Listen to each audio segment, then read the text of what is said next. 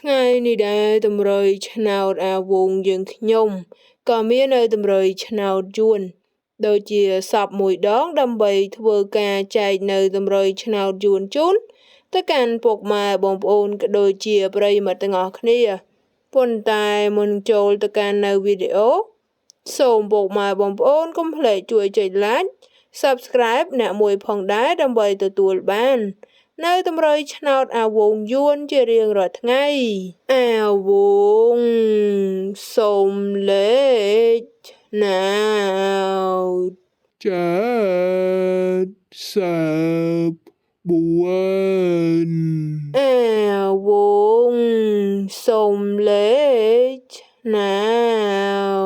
ត15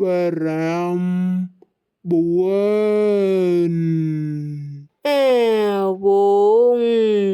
សូមលេខឆ្នោត991អាវងសូមលេខឆ្នោតអាចឡើយប្រាប់ម្ដងទៀត